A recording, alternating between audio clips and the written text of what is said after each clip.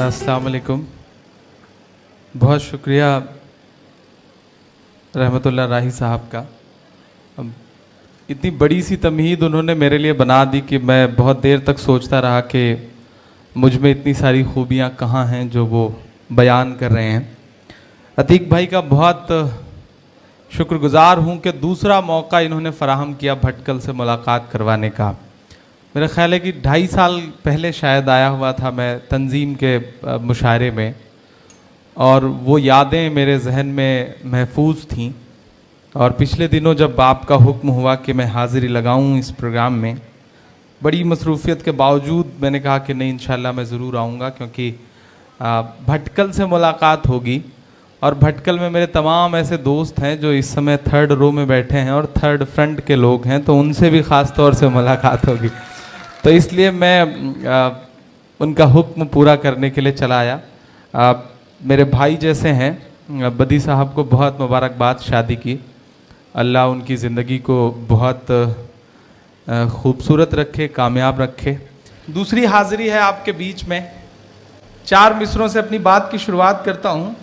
बहुत सारा वक्त आपने आज इस प्रोग्राम के लिए दिया है, और बीच बीच में आपको चाय और नाश्ता भी मिलता रहा है, तो पूरी तरह से आप, मेरा ख्याल है कि एनर्जी के साथ बैठे होंगे। तो बस थोड़ा सा मेरा भी साथ दीजिएगा। मैं कोशिश करूंगा कि थोड़ी देर आपसे रूबरू रह सकूं और वो सब सुना सकूं जिसके लिए जाना या पहचाना जाता हूं। मैं 4 मिसरे पढ़ता हूं साहब कि दायरे में सिमट के आया है। पीछे तक आपकी थोड़ी सी बेदारी हो, मैं कोशिश करता हूं आपको जगाने की। कि दायरे में सिमट के आया है, हर रवायत से हट के आया है, हर रवायत से हट के आया है। आंधियों को जरा खबर कर दो, आंधियों को जरा खबर कर दो, शेर वापस पलट के आया है, शेर वापस पलट के आया है। कि देशभक्ति की दुहाई देकर, देशभक्ति की दुहाई देकर पूरे भारत को रोज ठगता है। पूरी दुनिया में वाहिद मुल्क है जो अपने ऊपर लगने वाले एक्स्ट्रा टैक्स का भी जश्न रात के 12 बजे संसद खोल करके मनाता है। कमाल का मुल्क है हमारा। मैं कोशिश करता हूं वो सब पढ़ने के लिए जिन चीजों के लिए तो बहुत बदनाम हूं या बहुत मशहूर हूं। बस थोड़ा सा आपकी शिरकत हो। मुझे लगना चाहिए कि आप जिंदा दिली के साथ रात के 1 बजने के आसपास हुए हैं और आप जिंदा दिली के साथ बैठे हुए। मैं कोशिश करता हूं साहब कि देशभक्ति की दुहाई देकर पूरे भारत को रोज ठगता है। अब तो मरना भी हो गया महंगा, अब तो मरना भी हो गया महंगा, अब कफन पर भी टैक्स लगता है, अब कफन पर भी टैक्स लगता है, अब कफन पर भी टैक्स लगता है। कि उनकी चुप्पी के मायने हैं बहुत, उनकी चुप्पी के मायने हैं बहुत। मेरी आंखों के सामने बड़ी तादाद में परदेसी लोग बैठे हैं। भटकल एक ऐसा शहर है, एक ऐसी जगह है, या यूं कहूं कि एक ऐसा गांव है जिसने अपने आप में पूरी दुनिया को समेट रखा है। सलाम है भटकल को और भटकल के लोगों की जिंदा दिली को कि आप दुनिया के जिस हिस्से में चले गए वहां पर आपने एक अलग भटकल बसा लिया। मैं आपके तमाम प्रोग्राम में दुनिया के अलग अलग मुल्कों में गया हूं, इसलिए मैं जानता हूं कि आपने वहां किस तरह से अपने आप को पूरी जिंदा दिली के साथ और पूरी इज्जत के साथ, पूरे एहतराम के साथ बसा रखा है। मैं इसलिए भी भटकल की इज्जत करता हूं और भटकल से जब भी कभी कोई दावत आती है तो मुझे फख्र होता है। पूरी दुनिया बुलाए वो अपनी जगह है, लेकिन भटकल बुलाता है तो मुझे ऐसा लगता है जैसे मैं अपनों के बीच में जा रहा हूं। कुछ अलग सा रिश्ता है भटकल से। आप तमाम वो लोग हैं जो परदेश रहते हैं, लेकिन जब अपने मिट्टी में कोई खुशी या गम का मौका होता है तो आप वापस अपनी मिट्टी आ जाते हैं, अपने घर आ जाते हैं। ये आपकी खासियत है। लेकिन अब मैं जो 4 मिसरे पढ़ रहा हूं, आपको लगे कि ये सच्चे हैं तो आपकी दुआएं चाहिए कि उनकी चुप्पी के मायने हैं बहुत, वो लगा करके आग जाते हैं। पहुंचिएगा मेरे इशारे तक कि उनकी चुप्पी के मायने हैं बहुत, वो लगा करके आग जाते हैं। मुल्क जलता है तो अपने साहिब, मुल्क जलता है और अपने साहिब रोज परदेस भाग जाते हैं, रोज परदेस भाग जाते हैं, रोज परदेस भाग जाते हैं। बहुत शुक्रिया, बहुत मोहब्बतें, बहुत अच्छा हंसाया आपको गौरव भाई ने। बहुत देर तक आप उनसे लुत्फानंदोज होते रहे, उनको मुबारकबाद। बहुत दिन बाद उन्हें सुनने का मौका मिला सामने बैठ करके, और ये बड़ा खूबसूरत सा प्रोग्राम है। मौका है एक शादी का, एक खुशी का मौका है। तो वो जो मौका था, चूंकि रात के 12 बजने से वक्त जो है बदल चुका है, तारीख भी बदल चुकी है, तो 12 बजे तक आप हंसते रहे, यानी कि उस दिन में रहे तो हंसते रहे। अब दिन बदल चुका है। मैं कोशिश करूंगा कि थोड़ा सा आपको आज के हालात से, आज के वक्त से रूबरू करवाता रहूं। बीच बीच में चाय आ रही है, आती रहे, इसी तरह से आप चाय पिलाते रहे। मैं 4 मिसरे पढ़ता हूं साहब कि देशभक्ति कभी न्याय के नाम पर, देशभक्ति कभी न्याय के नाम पर। अगला मिसरा सच्चा लगे तो मुझे सुन के बताइएगा। देशभक्ति कभी न्याय के नाम पर, मुल्क बेचा गया चाय के नाम पर। इधर जो साथी खड़े हैं उनसे भी गुजारिश करता हूं, थोड़ा सा आप सबकी थोड़ी सी और बेदारी हो। पीछे जो दोस्त खड़े हैं उनसे भी गुजारिश की थोड़ा सा आप बेदार होंगे तो इंशाल्लाह मैं वो सब सुना सकूंगा जो सुनाना चाहता हूं। आपकी तालियां, आपकी दाद हमारे लिए वैसे ही है जैसे अमर सिंह के लिए जया प्रदा। तो थोड़ी सी ठीक ठाक ढंग से बजती रहेंगी तो इंशाल्लाह कुछ बेहतर सुनाऊंगा। मैं पढ़ता हूं साहब कि देशभक्ति कभी न्याय के नाम पर, मुल्क बेचा गया चाय के नाम पर। आज इंसान खुद जानवर हो गया, जान लेता है वो गाय के नाम पर, जान लेता है वो गाय के नाम पर, जान लेता है वो गाय के नाम पर। देशभक्ति कभी न्याय के नाम पर, मुल्क बेचा गया चाय के नाम पर। लेकिन मेरी आंखों के सामने ईमान वाले लोग बैठे हैं। यकीनन ये मुश्किल दौर है इस मुल्क के लिए, खास तौर से सियासी तौर पर ये मुल्क के लिए यकीनन बुरा दौर है। ये ऐसा दौर है जब राम का मंदिर बनाने वाले लोग नाथू राम का मंदिर बनाने की मुहिम में लगे हुए हैं। हम ऐसे दौर में जी रहे हैं, लेकिन आप मेरी आंखों के सामने जो भी एक अल्लाह और एक रसूल पर यकीन करने वाले लोग बैठे हैं, आप जानते हैं कि दुश्वारियां तो आपका मुकद्दर रही हैं। आप ऐसे लोग हैं कि जिनकी 1400 साल की जो तारीख है वो दुश्वारियों से भरी पड़ी है। मैं 4 मिसरे पढ़ता हूं। मायूसी कुफ्र है, मायूस होने से काम नहीं चलेगा, क्योंकि डूबते हुए सूरज को देख करके लोग अपना दरवाजा बंद कर लेते हैं। मैं मिसरे पढ़ता हूं, सच्चे लगे तो मुझे दुआएं देके बताइएगा।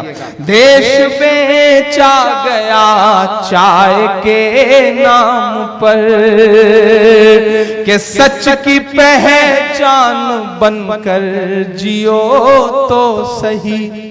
सलाम है भटकल को, वक्त वक्त पर आपको निशाने पे रखा गया, वक्त वक्त पर आपको टारगेट किया गया, क्योंकि आप खाने वाले, कमाने वाले, अपनी जिंदगी जीने वाले, अपने दम पर जीने वाले लोग हैं, इसलिए आपको हमेशा निशाने पे रखा गया। लेकिन आज भी आप अपने आबोताब के साथ जिंदा हैं। आज आप भले ही निशाने पर हैं, लेकिन दुनिया के जिस भी मुल्क में हैं आपकी इज्जत है। मैंने देखा है अपनी आंखों से, और हिंदुस्तान में भी अल्हम्दुलिल्लाह में जहां भी गया, जब भी आपका जिक्र होता है, आपके नाम के साथ कहीं ना कहीं मुझे भी एक तरह से एक जुड़ाव रहा है। तो कुछ अशार मेरे ऐसे रहे हैं कि जिसकी वजह से मुझसे ये कहा जाता है कि इमरान साहब आप तो भटकल की बड़ी हिमायत करते हैं। तब मैं पूरी जिंदा दिली के साथ और पूरी सच्चाई के साथ उनसे कह देता हूं कि मैं इसलिए हिमायत करता हूं क्योंकि मैं उन मासूम लोगों से मिल करके आया हूं। मैं जानता हूं कि वो कितने अच्छे लोग हैं। तब मैं ये मिसरे पढ़ता हूं साहब, मैं आपकी जिंदा दिली को सलाम करते हुए मिसरे पढ़ता हूं कि सच की पहचान बनकर जियो तो सही, तुम निगहबान बनकर जियो तो सही।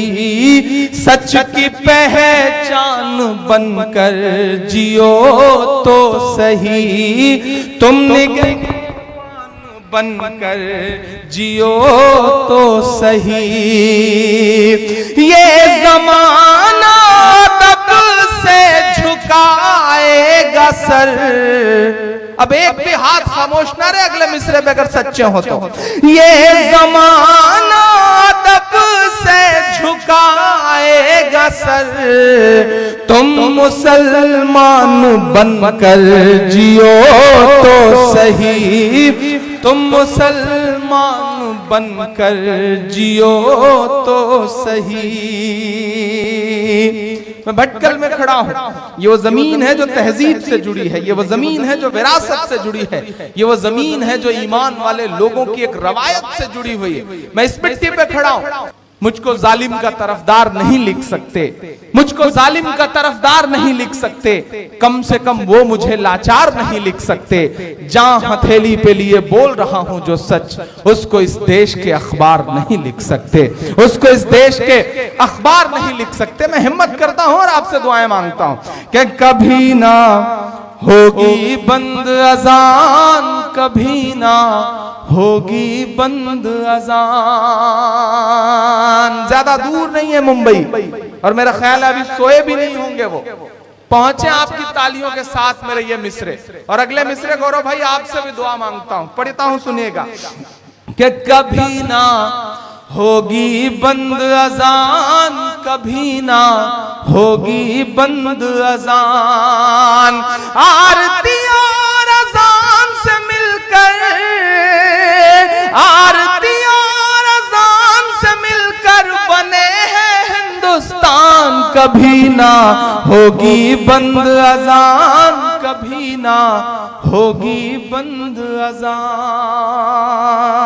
सोनू निगम साहब शायद ये भूल गए कि जिन मोहम्मद रफी साहब के गाने गा गा करके वो स्टार बने, वो मोहम्मद रफी साहब खाने काबा में अजान देने की क्या ख्वाहिश रखा करते थे। मैं मिसरे पढ़ता हूं, सुनेगा कि लम्हे भर की अजान लगे है तुझको गुंडा गर्दी, लम्हे भर की अजान लगे है तुझको गुंडा गर्दी। हमने तेरे गाने घंटों झेले हैं बेदर्दी, हमने तेरे गाने घंटों झेले हैं बेदर्दी।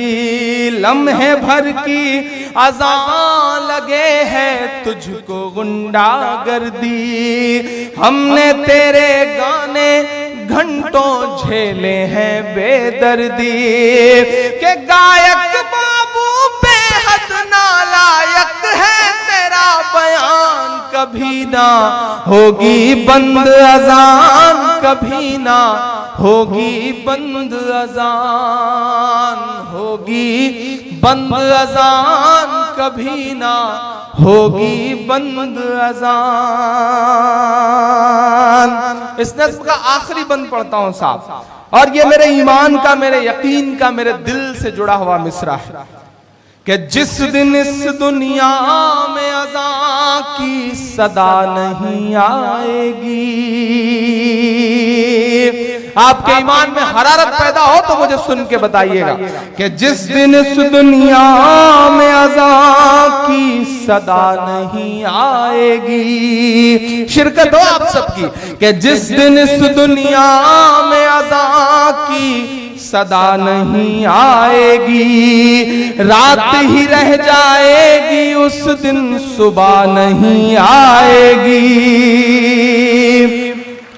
बड़ी कमजोर सी ताली बजाइए भटकल वालों, आपने इतनी कमजोर ताली इन मिसरों पे नहीं चाहिए। थोड़ी मैं फिर से पढ़ता हूं कि जिस दिन इस दुनिया में अज़ां की सदा नहीं आएगी, जिस दिन इस दुनिया में अज़ां की सदा नहीं आएगी, रात ही रह जाएगी उस दिन सुबह नहीं आएगी, रात ही रह जाएगी उस दिन सुबह नहीं आएगी। लेकिन हम उनके मानने वाले हैं गौरव भाई कि जिन पे कूड़ा फेंका जाता था और एक दिन बुढ़िया ने कूड़ा नहीं फेंका तो आप उसका हाल चाल लेने के लिए उस बुढ़िया के घर गए। हम तो उनके मानने वाले हैं, इसलिए हम उन्हें गाली नहीं देंगे, हम उनकी मजम्मत भले करें अच्छे लफ्जों में, लेकिन उनके लिए दुआ भी करेंगे। जो दुआ कर रहा हूं आपकी आमीन के साथ, वो दुआ अल्लाह करे उन तक पहुंचे कि जिस दिन इस दुनिया में अज़ां की सदा नहीं आएगी, रात ही रह जाएगी उस दिन सुबह नहीं आएगी। अल्लाह तुझे हिदायत दे दे, अल्लाह तुझे हिदायत दे दे, ले आए ईमान, कभी ना होगी बंद अज़ान, कभी ना होगी बंद अज़ान, होगी बंद अज़ान, कभी ना होगी बंद अज़ान। आरती और अज़ान से मिलकर बने हैं हिंदुस्तान, कभी ना होगी बंद अज़ान, कभी ना होगी बंद अज़ान। एक बहुत खूबसूरत सी महफिल है और बड़ी विरासतें अतीक साहब के कांधों पे हैं। मैं जितना कुछ मैंने सुन रखा है आपके मरहूम वालिद साहब के बारे में, मोहिउद्दीन साहब मुनीरी साहब, उनके बारे में जितना कुछ सुन रखा है, उससे मैं ये जानता हूं कि आपके कांधों पर एक बहुत बड़ी शख्सियत की विरासत को संभालने का बोझ है और अल्हम्दुलिल्लाह आप उसे संभाल भी रहे हैं। जिस तरह आप सोशली एक्टिव हैं वो अपने आप में बहुत बड़ी बात है और अल्लाह आप लोगों को, और सच में गौरव भाई भटकल कम्युनिटी के प्रोग्राम में पता नहीं आपका कभी बाहर गल्फ जाना हुआ या नहीं हुआ, लेकिन मैं तो पूरी जिम्मेदारी से देश भर के मुशायरों में एक बात कहता रहा हूं कि भटकल कम्युनिटी के लिए आपस में जो उनके इत्तेहाद है और सोशल कामों को लेकर के, अपनी गांव की मिट्टी को लेकर के जिस तरह से एक दूसरे में लगाव है, मैं पूरी जिम्मेदारी से ऑन रिकॉर्ड ये बात कहता हूं कि दुनिया की किसी भी तंजीम में, दुनिया की किसी भी मिट्टी में इतना इत्तेहाद मैंने आज तक नहीं देखा। मैं सलाम करूंगा और मैं दुनिया भर में ये अपील भी करता हूं कि जिस तरह से ऑर्गेनाइज होकर के सोशल कामों के लिए, तालीम के लिए भटकल कम्युनिटी मेहनत करती है और एक दूसरे से जुड़ करके काम करती है, काश हिंदुस्तान के अलग अलग इलाकों के मुसलमान भी अगर इस चीज को अपना लें तो मेरा ख्याल है कि उनकी बहुत सारी दुश्वारियों का हल निकल आए। मैं सलाम करता हूं भटकल को। मैं 4 मिसरे पढ़ देता हूं, मेरे दोस्तों ने उसके लिए बड़ा हुक्म दिया था, और भटकल आऊं और वो मिसरे ना पढ़ूं तो मेरा ख्याल है कि मुनासिब नहीं है, इसलिए मैं वो मिसरे पढ़ देता हूं, फिर कुछ नया नया सा आपको सुनाता हूं कि न बांग्लादेश पाकिस्तान और ना चीन वाले हैं, ये वो शेर है जिसने मुझे भटकल के तमाम प्रोग्रामों का हिस्सा बनाया। मुझे याद है जब पहली बार मुझे दम्माम के प्रोग्राम के लिए फोन आया था तो मुझसे इसी शेर को की फरमाइश के लिए कहा गया था कि इमरान साहब जब आइएगा तो ये शेर जरूर पढ़िएगा, क्योंकि ये शेर ही आपकी पहचान है। मैं पढ़ता हूं साहब कि न बांग्लादेश पाकिस्तान और ना चीन वाले हैं, वतन से प्यार है ईमान हम उस दीन वाले हैं, वतन से प्यार है ईमान हम उस दीन वाले हैं। हमारे तार को मत जोड़िए यासीन भटकल से। अब फिर से पुरानी वाली ताली आपके बजे, इमरान पड़ता है आपका दर्द। हमारे तार को मत जोड़िए यासीन भटकल से, हम ऐसे लोग हैं जो सूरह यासीन वाले हैं, हम ऐसे लोग हैं जो सूरह यासीन वाले हैं, हम ऐसे लोग हैं जो सूरह यासीन वाले हैं। और ये किसने कह दिया तुमसे कि इनका बम से रिश्ता है। आप भी एक बड़ी खूबसूरत सी याद लेके जाएंगे गौरव भाई, जिस तरह से मोहब्बतें दी हैं आपके एक एक लफ्ज पर।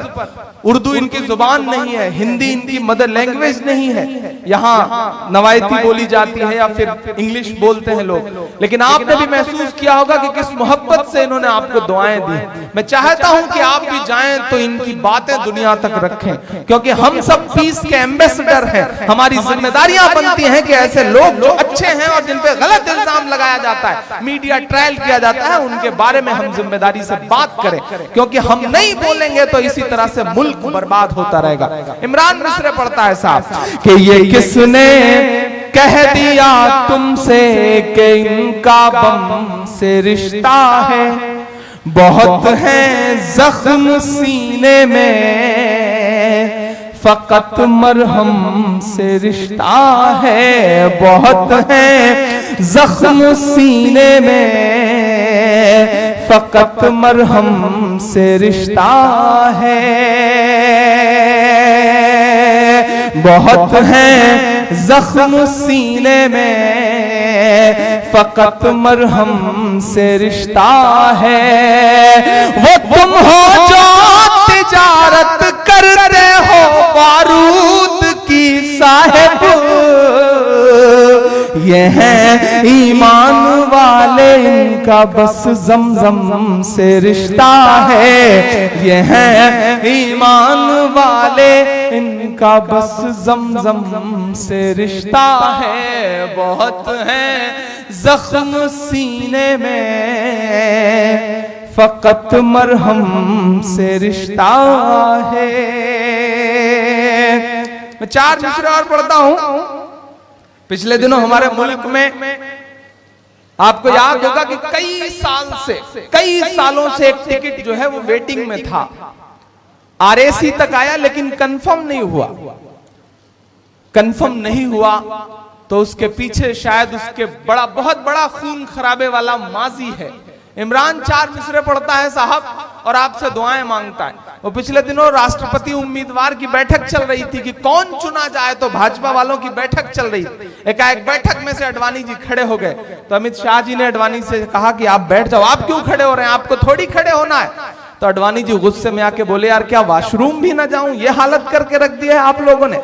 तब इमरान मिस्र पढ़ता है साहब कि तेरी शोला बयानी से ज्यादा कौन समझेगा, लहू का रंग पानी से ज्यादा कौन समझेगा, लहू का रंग पानी से ज्यादा कौन समझेगा। तमाम ऐसे बुजुर्ग मेरी आंखों के सामने बैठे, मैंने जिनकी पेशानी की झुर्रियों में 80 से लेकर के 90 के दशक के बीच में जो खून खराबे हुए हैं उनके निशान देखे हैं। मैं मिसरे पढ़ता हूं, अगर आप वहां तक पहुंच जाइएगा और आपको ये लगे कि इमरान ने वही बात कही है जो आपका भी ईमान कहता है, तो आपकी दुआएं मिले। मैं पढ़ता हूं साहब कि तेरी शोला बयानी से ज्यादा कौन समझेगा, लहू का रंग पानी से ज्यादा कौन समझेगा, अजी कुदरत की लाठी में कहां आवाज होती है। अब सुन के बताना भटकल वालों, अजी कुदरत की लाठी में कहां आवाज होती है, ये बातें आडवाणी से ज्यादा कौन समझेगा, ये बातें आडवाणी से ज्यादा कौन समझेगा, लहू का रंग पानी से ज्यादा कौन समझेगा। बहुत जिक्र किया अभी गौरव भाई ने बाबा रामदेव साहब का, और ये तक बता दिया कि पतंजलि की जीन्स आने जा रही है, हालांकि वो सलवार पहन करके लाना, उन्हें सलवार चाहिए था और ला रहे हैं वो पतंजलि की जीन्स। मैं 4 मिसरे पढ़ता हूं। मैंने उस वक्त ये मिसरे कहे थे जब उन्होंने एक बयान दिया था गौरव भाई हरियाणा में। हरियाणा के पीस एम्बेसडर हैं गवर्नमेंट के वो, और फिर उन्होंने एक बयान दिया कि हमने सुना है कि लोग जय ना बोलने की बातें कर रहे हैं, अगर हमारा बस चलता, कानून ने हाथ ना बांध रखे होते तो जय ना बोलने वालों की गर्दनें काट देता। उस वक्त मैंने 4 मिसरे बड़े ऐसे ही मजाक के लहजे में कह दिए थे और बड़े सुने गए ये मिसरे। मैं पढ़ता हूं, आपसे भी दुआएं मांगता हूं साहब, सुनेगा कि जो नफरत के सबब उठी थी वो ललकार किसकी थी, हमारे खून को प्यासी थी वो तलवार किसकी थी, हमारे खून को प्यासी थी वो तलवार किसकी थी, हमारी गर्दने मत काटिए बस ये बता दीजिए, जिसे तुम पहन कर भागे थे वो सलवार किसकी थी, जिसे तुम पहन कर भागे थे वो सलवार किसकी थी। मुल्क अजीब अजीब दौर से गुजर रहा है। जो कल तक एफडीआई का विरोध कर रहे थे, मुखालफत कर रहे थे, वो 100% एफडीआई लेकर आए। जो कल तक जीएसटी पे गुजरात के मुख्यमंत्री रहते हुए कहते थे कि हम सरकार गिरा देंगे लेकिन जीएसटी नहीं लागू होने देंगे, वो प्रधानमंत्री बनते ही जीएसटी लेकर के आए। जो कल तक आधार कार्ड के लिए कहते थे कि हम आधार कार्ड नहीं जोड़ेंगे चाहे हमें सुप्रीम कोर्ट जाना पड़े, वो हर चीज से आधार कार्ड को जोड़ रहे हैं। ये हालत हो गई है साहब, सरहदों पर जवान मारे जा रहे हैं और जंतर मंतर पर किसान मारे जा रहे हैं, लेकिन हमारे मुल्क का वो चौकीदार खामोश है जो ये कहा करता था कि न खाऊंगा न खाने दूंगा। आपने प्रधानमंत्री नहीं चुना है, आपने प्रधान सेवक चुना है, चौकीदार चुना है। मैं 4 मिसरे पढ़ता हूं। 29 जवानों को लेकर के पिछले 7 महीने से सेना का एक विमान लापता है। 29 आर्मी के जवानों को लेकर के सर्जिकल स्ट्राइक के नाम पे बड़े बड़े पोस्टर चिपका करके क्रेडिट लेने वाली हुकूमत का कोई मिनिस्टर उन पर बात करने को तैयार नहीं। पूरे 10 साल के यूपीए के शासनकाल में उतने सैनिक नहीं मारे गए जितने पिछले 3 साल में मारे गए, लेकिन बस बातें हैं, बड़ी बड़ी बातें। इमरान का गुस्सा है जो इन मिसरों में सिमट आया है। मैं पढ़ता हूं और आपसे दुआएं मांगता हूं कि सरहद पर दहशत गर्दों का कब्जा है, मुल्क पे छूटे हमदर्दों का कब्जा है। जरा सा एक बार फिर से अपने आप को समेटिएगा, अपने गुस्से को समेटिएगा और खड़े होइएगा मेरे साथ ताकि मैं कमजोर न पड़ जाऊं। ये बहुत मुश्किल दौर है। हुकूमत बदली, निजाम बदला तो ये कहा गया कि इमरान साहब तेवर नरम कर लीजिए, अब इस तरह से मत बोला करिए, परेशान हो जाएंगे। तब मैंने आपकी दुआओं के भरोसे और आपकी मोहब्बतों के भरोसे कहा था कि जो कहते हैं इस आंधी में पर ना तोला जाएगा, जो इस बात पर खुश है हमसे लब ना खोला जाएगा, उनसे कहो हम तूफानों से डरने वाले लोग नहीं, कातिल को मरते दम तक कातिल ही बोला जाएगा, कातिल को मरते दम तक कातिल ही बोला जाएगा। मैं हिम्मत करता हूं और मैं चाहता हूं कि उसी हिम्मत के साथ आप भी मेरे साथ खड़े हो। मैं पढ़ता हूं साहब कि सरहद पर दहशत गर्दों का कब्जा है, मुल्क पे झूठे हमदर्दों का कब्जा है। आपको याद है, लाहौर तक चढ़ जाऊंगा, एक के बदले 10 सर लेके आऊंगा। देश की संसद में ये बातें बोली गई थी, आपको याद होगा शायद। अब मैं मिसरे पढ़ता हूं साहब और दुआएं मांगता हूं आपसे। जी मैं सुना दूंगा, जो आपका हुक्म है मैं जरूर सुना दूंगा नजीब की नज़्म, लेकिन पहले ये सब सुना लूं, उसके बाद सुनाता हूं। अभी इतनी जल्दी तो न मैं आपकी जान छोड़ूंगा ना आप मेरी जान छोड़ेंगे, मैं भी जान रहा हूं। तो बहुत देर आपके सामने रूबरू रहना है, तो इंशाल्लाह वो सब सुनाऊंगा जो आप सुनना चाहते हैं। मैं पढ़ता हूं साहब कि सरहद पर दहशत गर्दों का कब्जा है, मुल्क पे झूठे हमदर्दों का कब्जा है। एक के बदले 10 सर की उम्मीद न रख। अब तक के सबसे बड़े जोश की उम्मीद करता हूं आपसे कि एक के बदले 10 सर की उम्मीद न रख। दिल्ली तुझ पर नामर्दों का कब्जा है, दिल्ली तुझ पर नामर्दों का कब्जा है, दिल्ली तुझ पर नामर्दों का कब्जा है। कि सूरज लहू लुहान पड़ा है चाहत का, साहिब रोशनदान की बातें करते हैं। सूरज लहू लुहान पड़ा है चाहत का, साहिब रोशनदान की बातें करते हैं। एक कश्मीर संभाले नहीं संभलता है, और बलूचिस्तान की बातें करते हैं, और बलूचिस्तान की बातें करते हैं। 6 किसान 6 फार्मर को मंदसौर में मध्य प्रदेश में पुलिस ने सीधे सीनों पर गोलियां मार के हलाक कर दिया। लेकिन सब चुप है साहब, सारी सियासी पार्टियां चुप हैं, क्योंकि कीमत तो बहुत बढ़ गई शहरों में धान की, लेकिन विदा ना हो सकी बेटी किसान की। मौका पड़ा तो लोगों ने कुर्सी के वास्ते तस्वीर ही बिगाड़ दी हिंदुस्तान की। मैं जंतर मंतर पर देख कर आया हूं उन किसानों को। मैं कल था दिल्ली में, मैंने देखा है कि तमिलनाडु के किसान देश की दिल्ली में प्रधानमंत्री के घर से 4 किलोमीटर की दूरी पर जंतर मंतर पर नंगे बैठ करके अपने पुरखों की खोपड़ियां लेकर के, अपने पुरखों की हड्डियां लेकर के ये कह रहे हैं कि हमारे कर्जे माफ कर दीजिए जो बहुत थोड़े से हैं। लेकिन आप हैरत करेंगे कि हुकूमत बनते ही बड़े बड़े कारोबारियों का 1,25,000 करोड़ रुपए का कर्ज माफ करने वाले मोदी साहब को उन किसानों की बात सुनने तक की फुर्सत नहीं है। तब इमरान मिसरे पढ़ता है।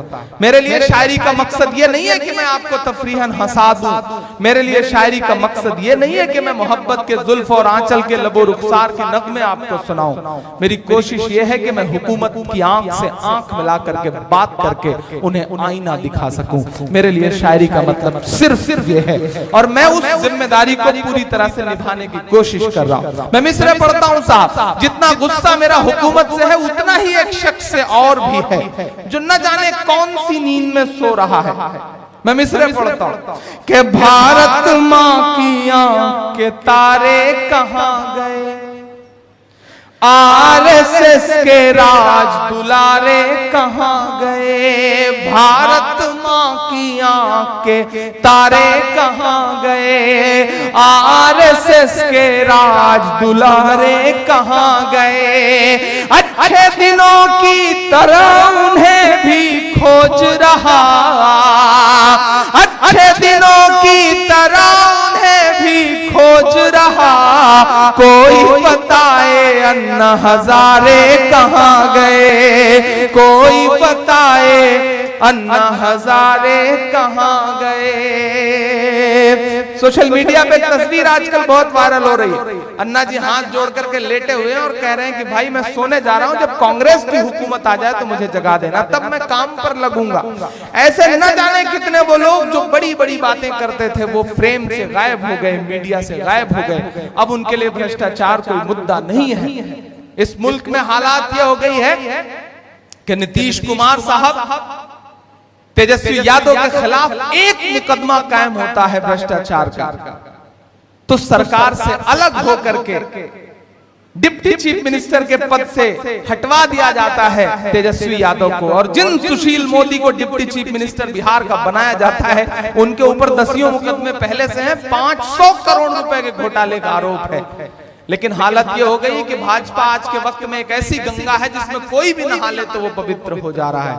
तब इमरान पूरी जिम्मेदारी समझते हुए कुछ मिसरे आपसे साझा करना चाहता है, लेकिन मेरा अपना ईमान भी है, मेरा अपना यकीन भी है साहब कि ये झूठ का जो कारोबार है ये बहुत ज्यादा दिन नहीं चलने वाला। आज आपको लग रहा होगा कि जहां देखिए उधर हुकूमतें बनती जा रही हैं, लेकिन सलाम है आज भी कर्नाटका को कि इस आंधी में भी कर्नाटका ने अपने आप को बचा के रखा है। और मैं उम्मीद करता हूं कि आने वाले वक्त में भी कर्नाटक एकजुट होकर के अपने आप को बचा के रखेगा। इस दुआ के साथ क्योंकि बिखरने का अंजाम हमने उत्तर प्रदेश में देखा है। हमने देखा है कि किस तरह से आपस में लड़ करके हमने ऐसे लोगों को इक्तदार पर बैठा दिया जो इस मुल्क को बर्बाद कर देना चाहते हैं और जिनके एजेंडे में मुल्क को बर्बाद करना है, आपको बर्बाद करना है। मैं एक नज्म आपको सुनाना चाहता हूं जिस नज्म के लिए खास तौर से फरमाइश है, और वो नज्म मेरे ईमान और यकीन और इस वक्त मेरे आंसुओं से भी जुड़ी। इमरान भाई, इससे पहले कि आप आगे बढ़ें, यहाँ के अदारे आपकी गुलपोशी के लिए बेताब हैं। शुक्रिया। मौजूद हाजरीन, हमारे रियासती वजीर जनाब आर रोशन बेग साहब हमसे ख्वाहिश जाहिर है कि इमरान साहब की गुलपोशी हो। उसके साथ साथ हमारे जो बुटकल और खुरवजवार का जो मरकजी इदारा है मजलिस इस्लाह व तंजीम, उनकी तरफ से भी हम गुलपोशी कर रहे हैं। शुक्रिया।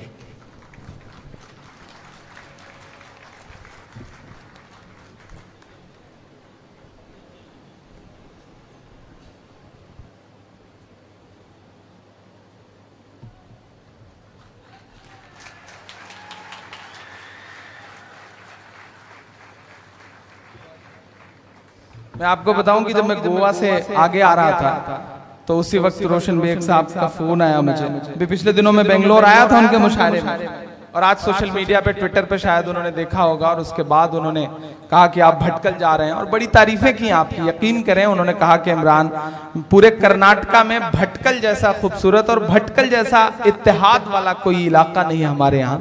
तो सलाम है आप सारे लोगों को कि इस सूबे के मिनिस्टर्स भी आपकी कद्र करते हैं, आपके इत्तेहाद की कद्र करते हैं। मुझे नजीब की नज्म के लिए हुक्म हुआ है और मैं खास तौर से चाह भी रहा हूं कि मैं नजीब की नज्म पहले आपको सुना दूं, उसके बाद कुछ और सुनाऊंगा।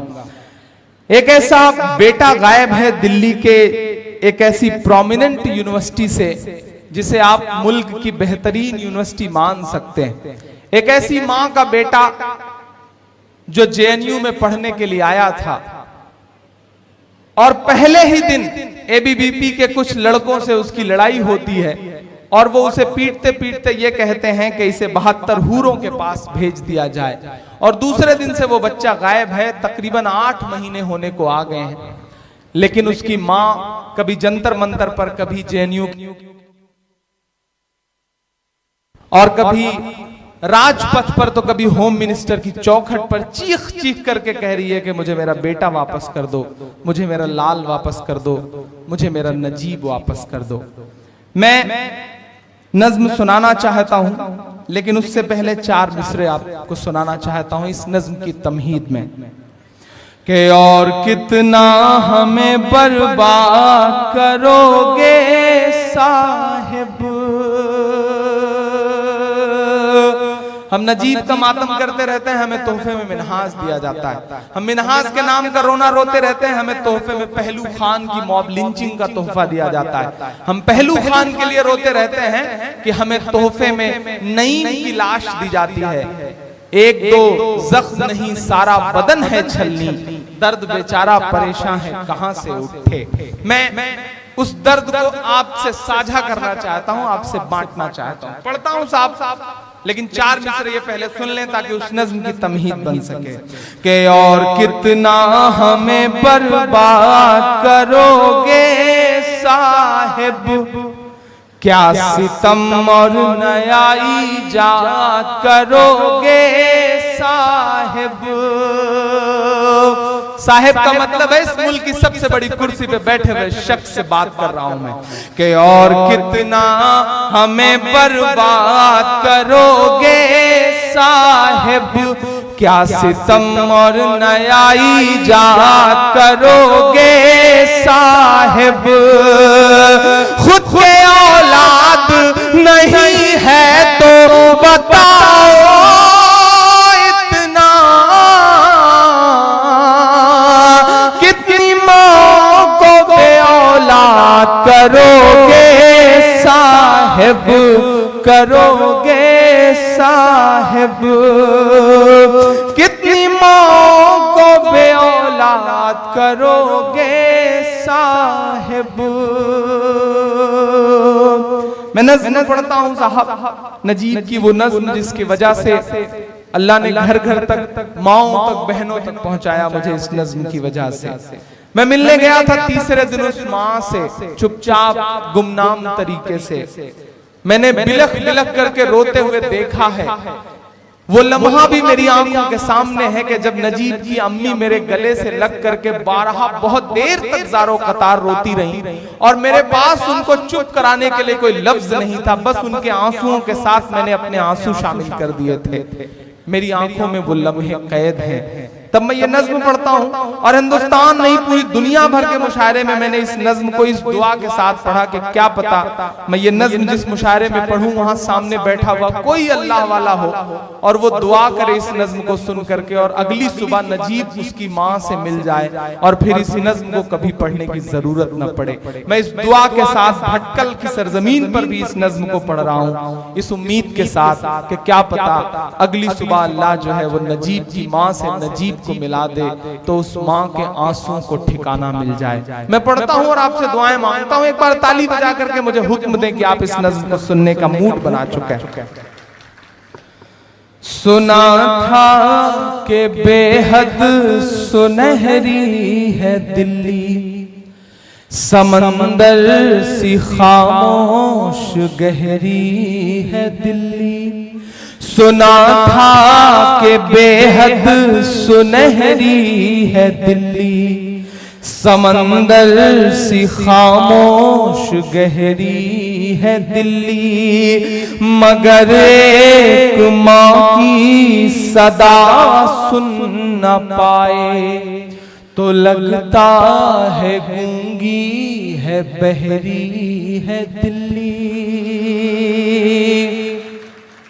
बहुत बहुत बहुत बहुत रोया था मैं इस नज्म को कहते हुए, बारहा इस नज्म को पढ़ते हुए रो देता हूँ।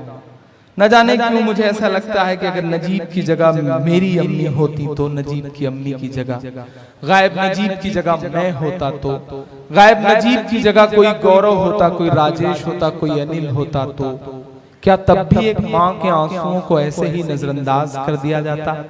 नफरतें कहाँ आ गई हैं कि अब माँ के आंसू भी मजहब और जात देख करके तौले जाते हैं।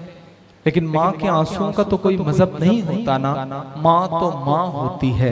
मैं पढ़ता हूँ साहब और आपसे दुआएं मांगता हूँ कि सुना था कि बेहद सुनहरी है दिल्ली, समंदर सी खामोश गहरी है दिल्ली। मगर एक माँ की सदा सुन न पाए तो लगता है गूंगी है बहरी है दिल्ली।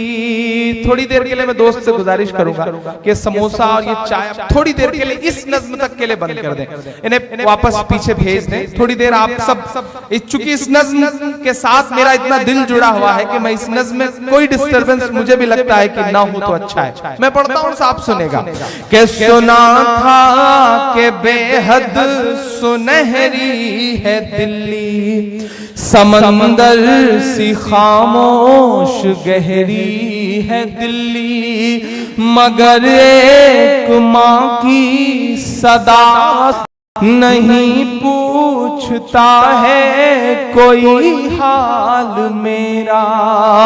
कोई ला के दे मुझे लाल मेरा, कोई ला के दे मुझे लाल मेरा, कोई ला के दे मुझे लाल मेरा।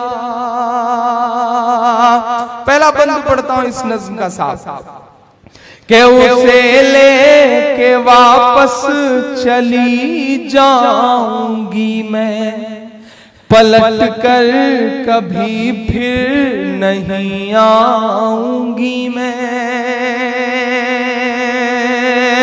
हमारे देश के प्रधानमंत्री साहब 3 तलाक के मुद्दे पे अपने चुनावी जनसभाओं में बड़ी बड़ी बातें करते हुए कहते हैं कि हम मुस्लिम बहनों को 3 तलाक के मुद्दे पे उनका हक दिलाना चाहते हैं। मेरा मन करता है भटकल वालों की कभी उनके घर के बाहर, उनकी चौखट के बाहर जाऊं और चिल्ला करके उनसे कहूं कि नरेंद्र दामोदर मोदी साहब, अगर आप सच में मुस्लिम बहनों को उनका हक दिलाना चाहते हैं तो मान लीजिए नजीब की अम्मी को अपनी बहन वापस ला दीजिए अपने भांजे को, तब तो मैं जानूं कि आप सच में हक दिलाना चाहते हैं। वरना ये सियासी लफ्फाजियां अपने पास रखिए। आप मुस्लिम बहनों को 3 तलाक के मुद्दे पे क्या हक दिलाएंगे? आप तो अपनी अहलिया को खुद आज तक शादी का हक नहीं दे सके, तो आप मुस्लिम बहनों को उनका हक क्या दिलाएंगे साहब? रिश्तों का एहसास तलक ना दे पाए, 3 साल में कोई सबक ना दे पाए, 3 तलाक पे अब वो बातें करते हैं जो अपनी बीवी को हक ना दे पाए। मैं पढ़ता हूं और अगर सच लगे तो आपसे दुआएं मांगता हूं कि उसे लेके वापस चली जाऊंगी मैं, पलट कर कभी फिर नहीं आऊंगी मैं। वही है बुढ़ापे का मेरे सहारा, वही है बुढ़ापे का मेरे सहारा। वो बिछड़ा तो जिंदा ही मर जाऊंगी मैं। उसे लेके वापस चली जाऊंगी मैं, पलट कर कभी फिर नहीं आऊंगी मैं। वही है बुढ़ापे का मेरे सहारा, वो बिछड़ा तो जिंदा ही मर जाऊंगी मैं।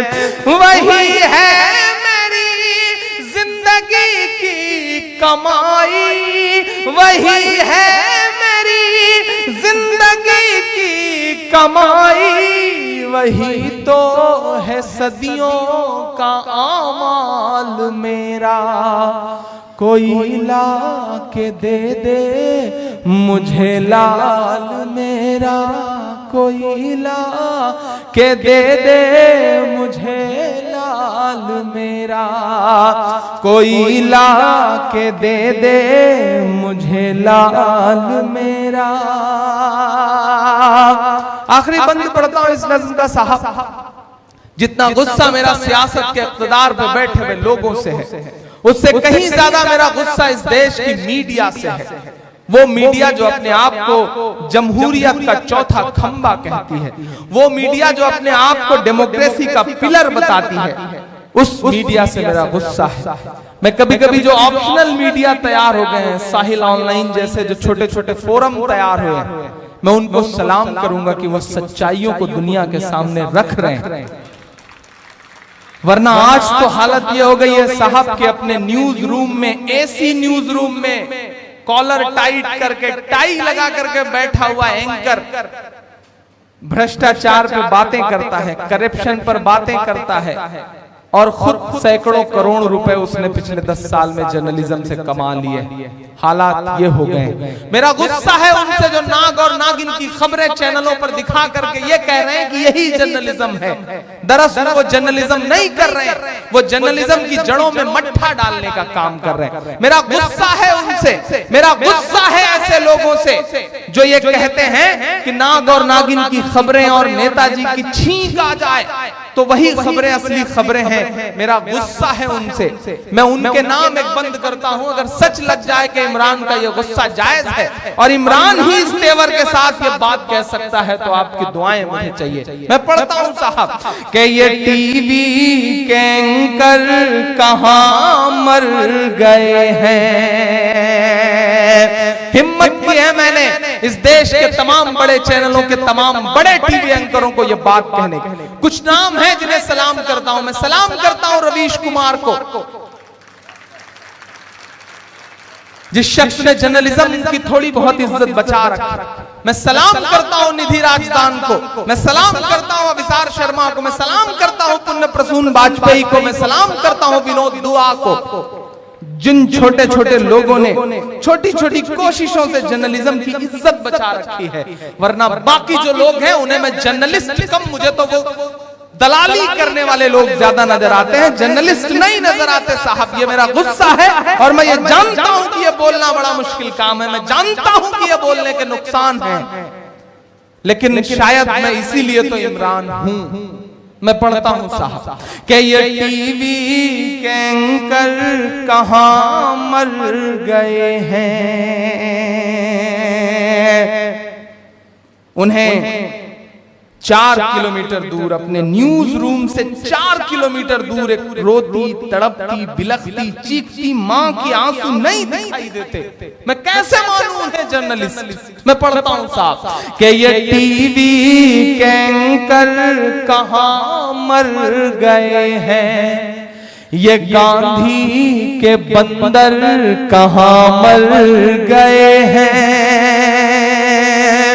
मेरे पास उनके लिए इससे बेहतर नाम नहीं था साहब। ये टीवी के एंकर कहां मर गए हैं, ये टीवी के एंकर कहां मर गए हैं, ये गांधी के बंदर कहां मर गए हैं, ये गांधी के बंदर कहां मर गए हैं। मेरी चीख और मेरी फरियाद कहना, ये मोदी से एक मां की रुदाद कहना। गौरव भाई, मुझे हैरत होती है कि हमारे देश के प्रधानमंत्री साहब अमेरिका जाते हैं तो फेसबुक के ऑफिस में जाकर कैमरे के सामने अपनी मां को याद करके रोते हैं। मुझे अच्छा लगता है, दिल से बता रहा हूं ये बात कि मुझे अच्छा लगता है, क्योंकि वो हिंदुस्तानी तहजीब दुनिया के सामने रखते हैं। वो पाकिस्तान जाते हैं तो नवाज शरीफ साहब की मां के पैर छूते हैं, तब भी मुझे अच्छा लगता है कि वो हिंदुस्तानी तहजीब दुनिया के सामने रख रहे हैं। लेकिन कभी कभी मेरा मन करता है कि मैं उनसे कहूं कि आदरणीय नरेंद्र मोदी साहब, आपकी मां और नवाज शरीफ की मां के अलावा भी हिंदुस्तान में माएं हैं, उनका दर्द कब आप समझेंगे साहब? फजा में उड़ रहे जहरीले जुगनू क्यों नहीं दिखते? फजा में उड़ रहे जहरीले जुगनू क्यों नहीं दिखते? किसी भी हादसे के सारे पहलू क्यों नहीं दिखते? जो मां को याद कर परदेश में आंसू बहाते हैं, उन्हें अखलाक की अम्मी के आंसू क्यों नहीं दिखते? उन्हें अखलाक की अम्मी के आंसू क्यों नहीं दिखते? तब मैं ये मिसरे पढ़ता हूं साहब कि ये टीवी के एंकर कहां मर गए हैं, ये गांधी के बंदर कहां मर गए हैं। मेरी चीख और मेरी फरियाद कहना, ये मोदी से एक मां की रुदाद कहना। कहीं झूठ की शख्सियत बह न जाए। अब तक जिन्होंने हाथ नहीं खोला, उनसे कोई शिकायत नहीं। किसी के हाथ में चाय की कप थी तो किसी के हाथ में जलेबी की प्लेट थी, मुझे उनसे अब तक कोई शिकायत नहीं। लेकिन अब मैं आपके दोनों हाथ खुले चाहता हूं अगले चौथे मिसरे पे। अब तक जिन्होंने हाथ नहीं खोला मैं उन्हें भी कसम देता हूं, क्योंकि ये बिल्कुल तलवार की नोक पर चलने जैसे मिसरे हैं और आप इसमें साथ नहीं देंगे तो मैं कमजोर पड़ूंगा। मैं पढ़ता हूं साहब कि कहीं झूठ की शख्सियत बह न जाए, ये नफरत की दीवार छत बह न जाए, है एक मां के अश्कों का सैलाब साहिब, है एक मां के अश्कों का सैलाब साहिब, कहीं आपकी सल्तनत बह न जाए।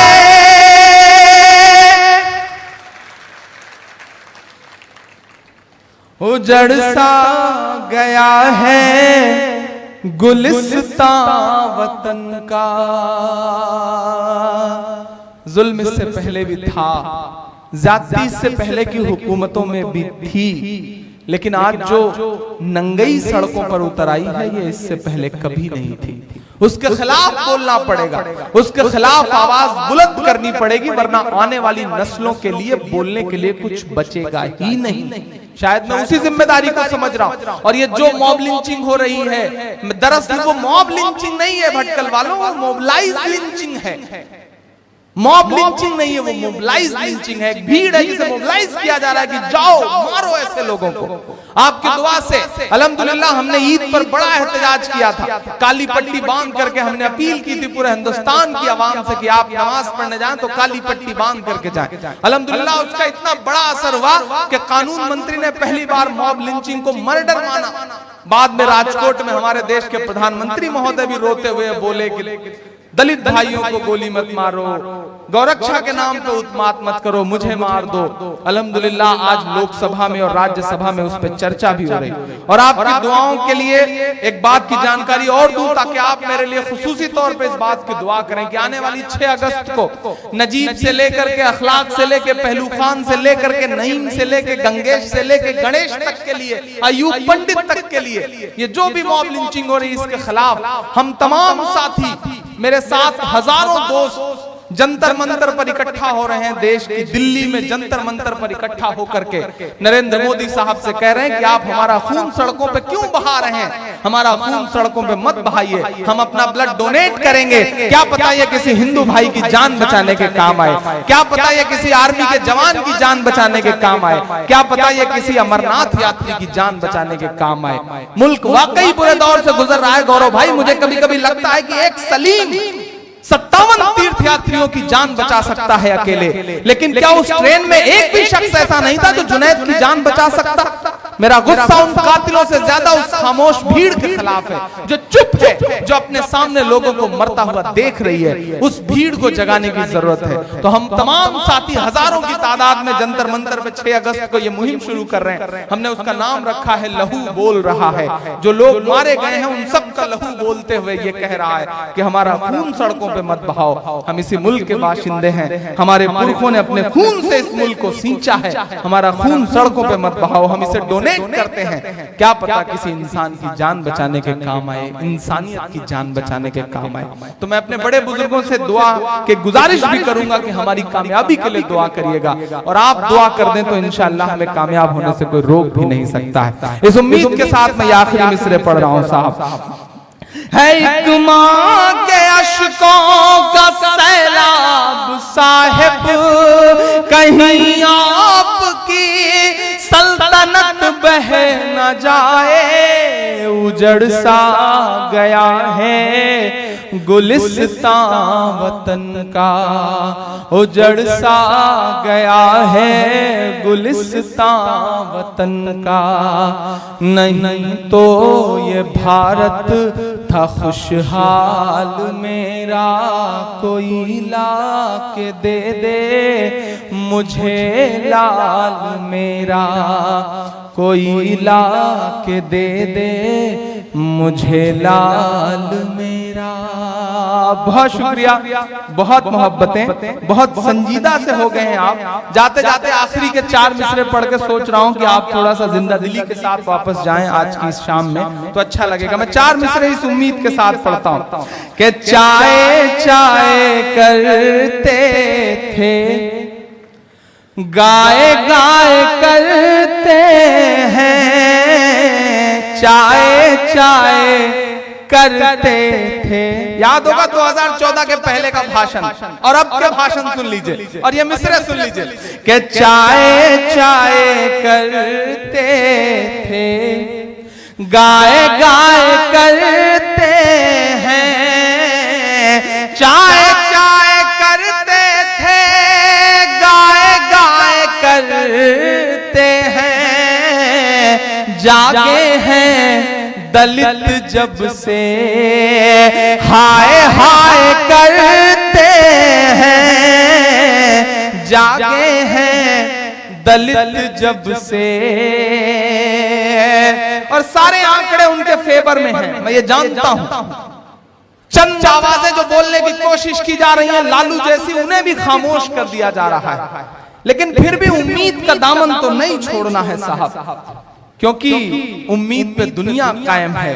बहुत ऐसे ही तमाम आंकड़े फिरौन के फेवर में भी थे, नमरूद के फेवर में भी थे ऐसे तमाम आंकड़े, हिटलर के फेवर में भी थे ऐसे तमाम आंकड़े, लेकिन अल्लाह ने एक झटके में इधर से उधर कर दिया तो दुनिया पलट के रख दी। मैं मिसरे पढ़ता हूं, एक शायर की जुबान बोल रही है और मेरा ख्याल है कि अल्लाह ने चाहा तो मेरी ये दुआ कबूल जरूर होगी। मैं पढ़ता हूं साहब कि जागे हैं दलित जब से, हाय हाय करते हैं, चाय चाय करते थे, गाय गाय करते हैं, कि 2.5 साल बाकी है, आने दो जरा 19। मुहर लगाना मेरी बात पे कि 2.5 साल बाकी है, आने दो जरा 19। दिल्ली भी ये कह देगी, बाय बाय करते हैं, दिल्ली भी ये कह देगी। कई सारी नज़्मों की पर्चियां आई हैं मुझे, लेकिन मेरा ख्याल है कि आप भी थक चुके हैं और अब आप, मेरा ख्याल है कि सिलसिला रोका जाए या और सुनना चाहते हैं। अगर आप सुनना चाहते हैं तो फिर जिंदा दिली के साथ मुझे बताएं कि हाँ, जो लोग बच गए हैं वो सुनना चाह रहे हैं। पीछे के लोग बिल्कुल खामोश हैं, उधर से भी मुझे बताया जाए कि आप सुनना चाह रहे हैं। मुझे फलस्तीन की नज़्म की फरमाइश है, मुझे मदरसे की नज़्म की फरमाइश है, मुझे हम मुसलमान हैं इस वाली नज़्म की फरमाइश है। मैं पहले कौन सी सुनाऊं, आप बताएं, आप हुक्म करें। पहले फलस्तीन सुनाऊं? पहले फलस्तीन सुनाऊं? जी, आपका हुक्म है। मैं इंशाअल्लाह कोशिश करता हूं, सुनाता हूं, फलस्तीन की नज़्म सुनाता हूं, क्योंकि इस वक्त मसला बहुत जोर पर है और मस्जिद अक्सा की मुसलसल वहां बाहर जंग चल रही है, लड़ाई चल रही है और लोग हैं कि नमाजें पढ़ रहे हैं। जो साथी जिन्हें ये डर है कि घर में दरवाजा बंद हो चुका होगा और देर करके जाएंगे तो अहलिया पता नहीं खोलें या नहीं खोलें, अगर वो जाना चाहें तो वो जा सकते हैं। वो पिछले दिनों भटकल के एक साहब कि अपनी अहलिया से लड़ाई हुई तो 3-4 दिन बाद उनके दोस्त ने उनसे पूछा कि क्या हुआ, बीवी से झगड़ा सुलझा या नहीं सुलझा? तो उन्होंने कहा हाँ बिल्कुल सुलझ गया, घुटनों के बल चल के आई मेरे पास। तो दोस्त ने कहा अरे घुटनों के बल चल के आई? बोले हाँ, मैं चारपाई के नीचे छुपा था, वो घुटनों के बल चल के आई और उसने कहा बाहर आ जाओ, अब नहीं मारूंगी आपको।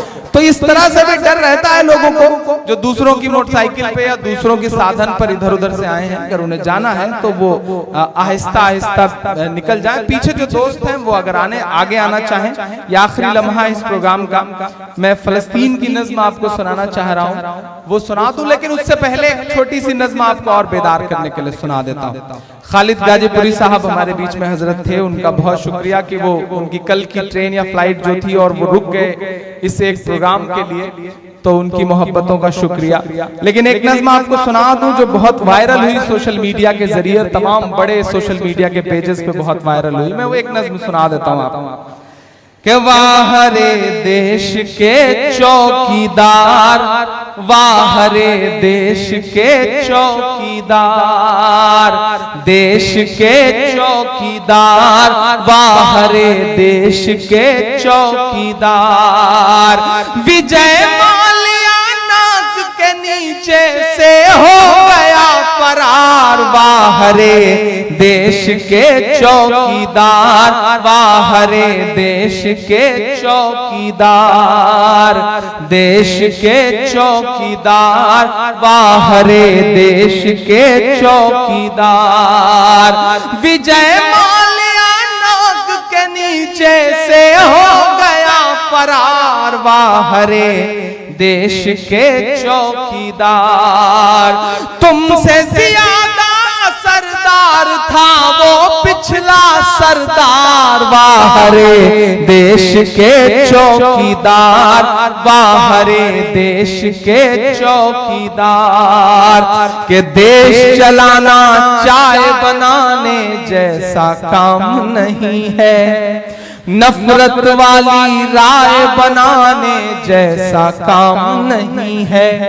एक किसान ना कर्ज चुकाए तो फांसी का फंदा, और मालिया लंदन घूमे बाहर तेरा धंधा, और मालिया लंदन घूमे बाहर तेरा धंधा।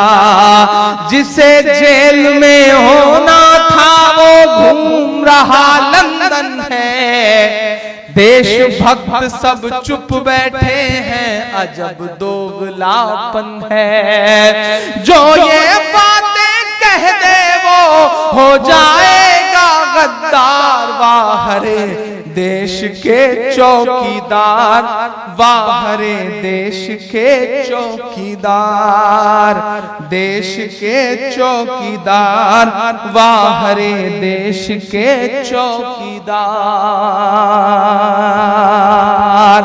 दरअसल हमने उम्मीदें भी कुछ ज्यादा पालनी हमारे मुल्क में, और एक ऐसे शख्स से उम्मीदें पाली जो कभी किसी रिश्ते को समझ ही नहीं सका था।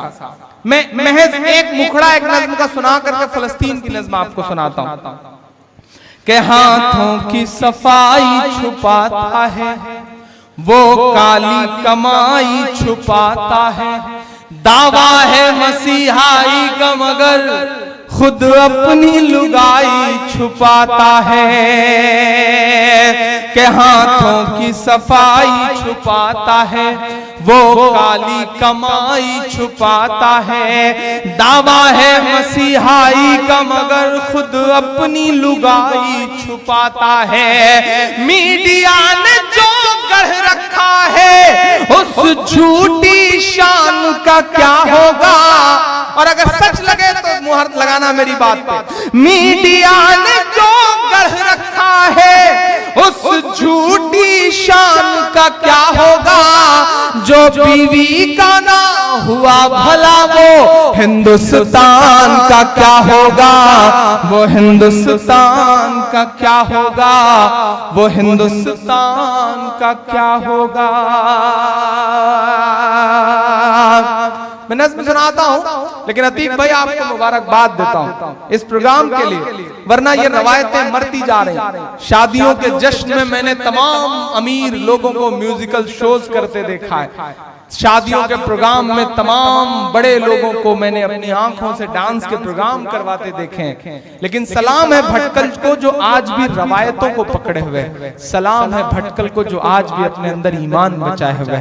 मुनव्वराना साहब ने कभी एक शेर कहा कि नए कमरों में अब चीजें पुरानी कौन रखता है, परिंदों के लिए शहरों में पानी कौन रखता है, और वो तो हम हैं जो बचाई है विरासत, वरना सलीके से बुजुर्गों की निशानी कौन रखता है।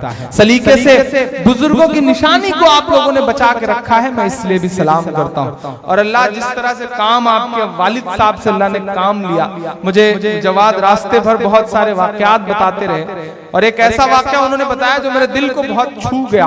एक ऐसा वाकया उन्होंने बताया कि हाजियों की खिदमत के लिए आपके वालिद साहब जब बर्फ की सिल्ली ढोया करते थे हाजियों की खिदमत को ठंडा पानी पिलाने के लिए, तो शायद उस वाकये से कहीं ना कहीं खबर पहुंची और आज अल्हम्दुलिल्लाह उस वाकये का इतना बड़ा असर है कि पूरी दुनिया के हाजियों के लिए ठंडे पानी का जो एक इंतजाम सऊदी हुकूमत ने कर रखा है वो बहुत काबिल तारीफ है और ये हिस्ट्री में गिने जाने लायक एक बात है। अल्लाह आप लोगों से काम ले।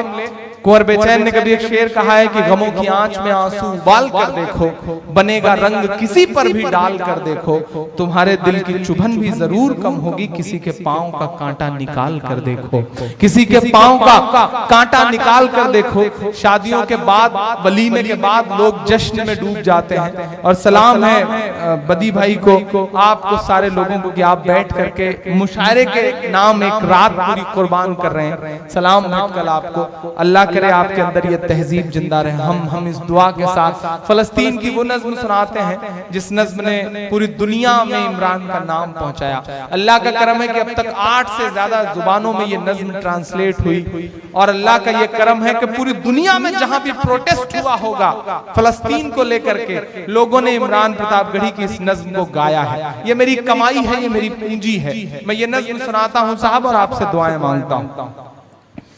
ये मेरी कौम के रहनुमा भी सुने, मेरी उजड़ी हुई दास्तां भी सुने, मेरी उजड़ी हुई दास्तां भी सुने, जो मुझे मुल्क तक मानते ही नहीं, जो मुझे मुल्क तक मानते ही नहीं, सारी दुनिया के वो हुक्मरां भी सुने, सारी दुनिया के वो हुक्मरां भी सुने, सिर्फ लाशें ही लाशें मेरी गोद में,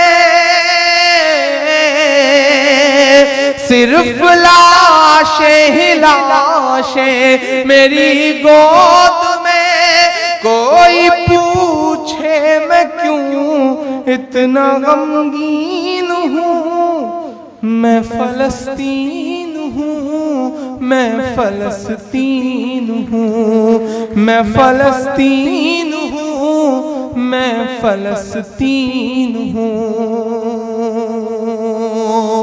कहने के लिए 64-65 मुल्क हैं दुनिया में जो कहते हैं कि हम एक अल्लाह और एक रसूल को मानने वाले हैं, लेकिन चारों तरफ देखो तो बड़ी नाउम्मीदी सी नजर आती है। एक उम्मीद की जो मुझे हल्की सी किरण पिछले कुछ दिनों में नजर आई है। मैं सैल्यूट करूंगा किंग सलमान साहब को। उनके 2 वाक्य ऐसे हैं जिसके लिए मेरा मन करता है कि मैं उन्हें सैल्यूट करूं। आपको याद होगा यूएसए के पुराने जो प्रेसिडेंट थे बराक ओबामा साहब पिछले दिनों जब रियाद एयरपोर्ट पर उतरे हैं तो मेरी आंखों ने, और मेरी आंखों ने बल्कि दुनिया की आंखों ने यह मंजर देखा कि वो लम्हा था जब हैंडशेक करके किंग सलमान साहब लेके जाने लगे उनके ऑनर में, लेकिन वही एक लम्हा था कि जब अजान की सदा गूंजी और सलाम है उनकी जिंदा दिली को, उन्होंने बराक ओबामा साहब से कह दिया कि ओबामा साहब आप यहीं ठहरिए, आप होंगे दुनिया के सुपर पावर, लेकिन कायनात के सुपर पावर का बुलावा है, पहले नमाज पढ़ूंगा उसके बाद आपको लेकर के चलूंगा। एक छोटी सी किरण नजर आती। दूसरी उनकी जिस बात के लिए मैं सलाम करूंगा कि इस बार के यूएसए के जो प्रेसिडेंट साहब हैं ट्रम्प साहब, इस बार जब वो विजिट पर गए तो अपना प्रोटोकॉल होता है हर मुल्क के प्रेसिडेंट को रिसीव करने का, उनका ऑनर का, लेकिन सलाम है कि वो चाय या कॉफी या कहवा शायद पी रहे थे और बाएं हाथ से पी रहे थे। तो मुझे याद है दुनिया की आंखों ने वो मंजर देखा जब किंग सलमान साहब ने उनसे कहा कि बाएं हाथ से मत खाया पिया करिए, दाएं हाथ से खाया पिया जाता है। ये हिम्मत बहुत कम हुक्मरानों में होती है। अल्लाह करे उनमें ये हिम्मत बची रहे और उनसे अल्लाह पूरी दुनिया के हुक्मरानों को एक नया संदेशा दे, आंख खोलने वाला संदेशा दे। मैं पढ़ता हूँ साहब, मैं फलस्तीन हूँ, मैं फलस्तीन हूँ के आए थे एक दिन मेरे घर आए थे, दुश्मनों को भी तन्हा नजर आए थे, दुश्मनों को भी तन्हा नजर आए थे। ऊंट पर अपना खादिम बिठाए हुए, ऊंट पर अपना खादिम बिठाए हुए, मेरी इस सरजमीं पर उमर आए थे, मेरी इस सरजमीं पर उमर आए थे। जिसकी परवाज है आसमानों तलक, जिसकी परवाज है आसमानों तलक, जख्मी जख्मी मैं वो एक शाहीन हूँ, मैं फलस्तीन हूँ, मैं फलस्तीन हूँ, मैं फलस्तीन हूँ, मैं फलस्तीन हूँ। हम आप ऐसे वीडियोस देख रहे हैं, ऐसी तस्वीरें देख रहे हैं कि 8-8 साल के 10-10 साल के छोटे छोटे बच्चे हैं और उनके सामने AK-47 लेकर के खड़े हुए इजराइल के सैनिक हैं, लेकिन उन बच्चों का हौसला है कि टूटने का नाम ही नहीं ले रहा है। मैं उन बच्चों के नाम ये बंद पढ़ता हूं साफ कि रेत पर रब का फरमान पलता रहा, मेरे दामन में ईमान पलता रहा, मेरे दामन में ईमान पलता रहा। मेरे बच्चे लड़े आखिरी सांस तक, मेरे बच्चे लड़े आखिरी सांस तक, और सीनों में कुरान पलता रहा, और सीनों में कुरान पलता रहा। जर्रे जर्रे में अल्लाह अकबर लिए,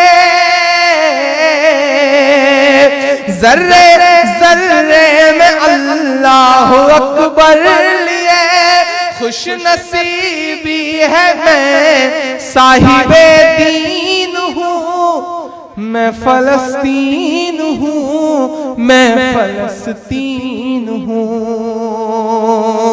आज की इस रात का आखिरी बंद आपको सुनाता हूँ, और इस तरफ जो भी मेरे थर्ड फ्रंट के साथी बैठे हैं, अल्लाह करे पूरी दुनिया में एक थर्ड फ्रंट खड़ा हो, खासतौर से हिंदुस्तान में थर्ड फ्रंट खड़ा हो। ये कांग्रेस और ये भाजपा इन सब दायरों से निकल के एक थर्ड फ्रंट खड़ा हो जो सेकुलर जहनियत का हो और जो मुल्क को बंटने से बिखरने से बचा सके। मैं इन्हीं दुआओं के साथ ये बंद पढ़ता हूँ साहब कि ना ही रोएंगे और ना ही मुस्काएंगे, सिर्फ नगमे शहादत के ही गाएंगे, सिर्फ नगमे शहादत के ही गाएंगे। अपना बैतुल मुक़द्दस बचाने को तो, अपना बैतुल मुक़द्दस बचाने को तो मेरे बच्चे अबाबिल बन जाएंगे, मेरे बच्चे अबाबिल बन जाएंगे।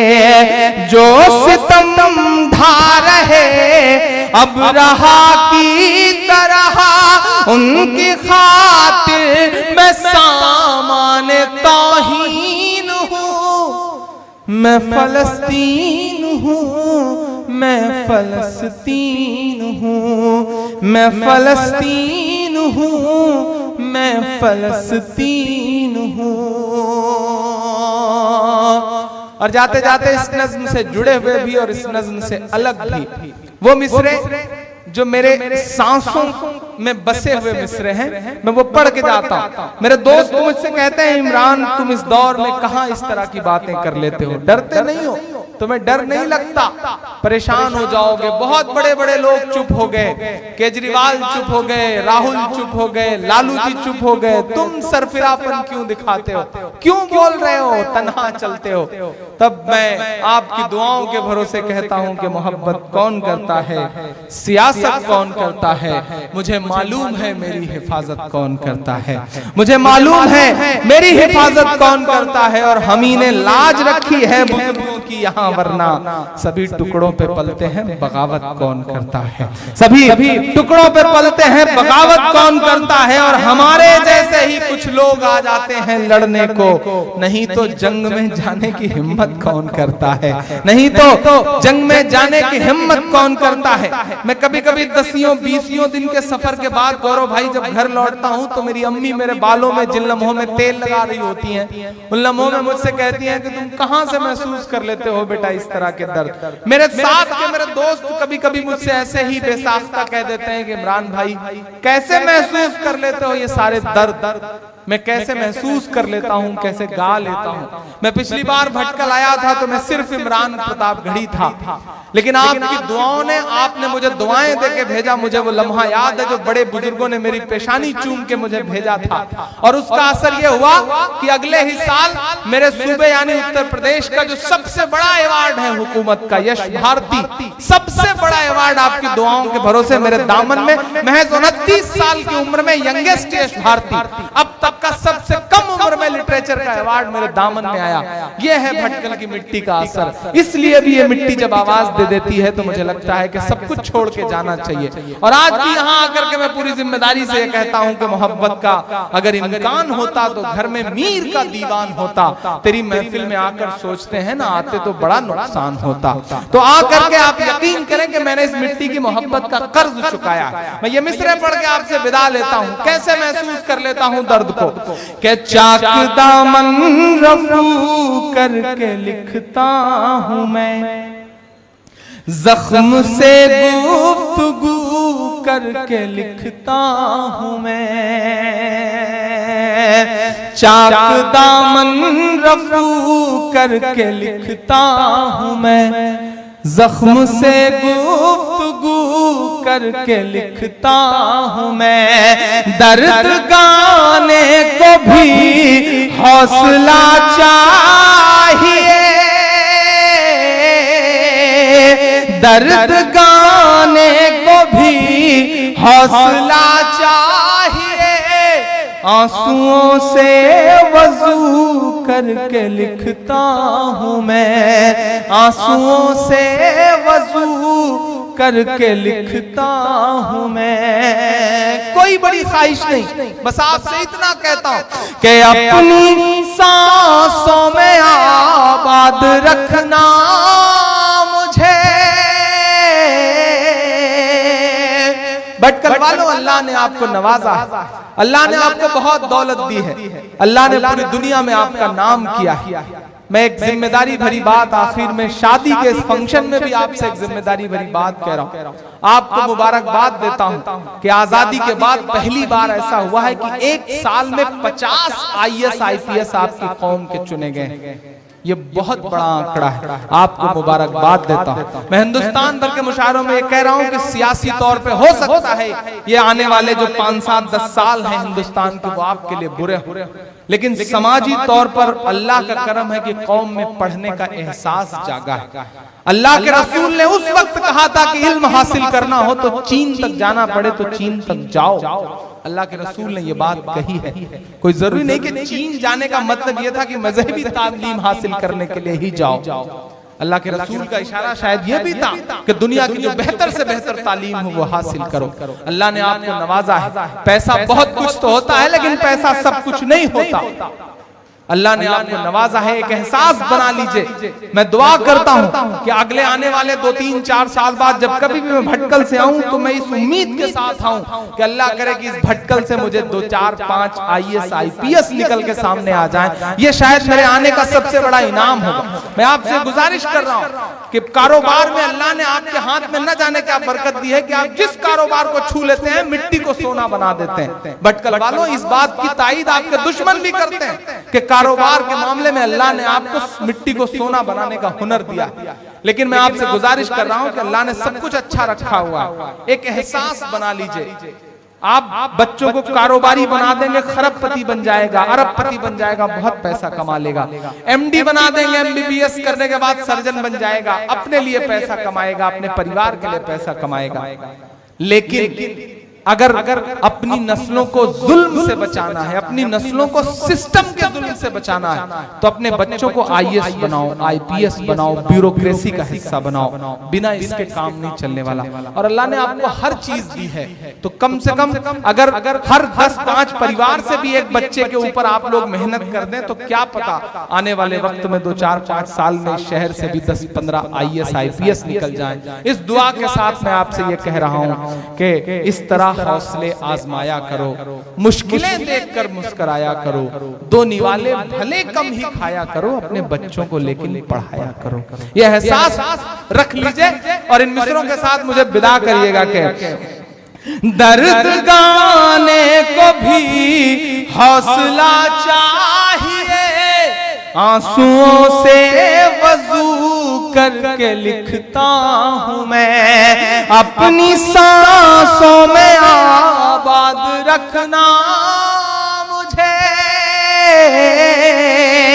अपनी सांसों में आबाद रखना मुझे, मैं रहूं ना रहूं याद रखना मुझे, याद रखना मुझे, याद रखना मुझे। बहुत शुक्रिया, बहुत मोहब्बतें।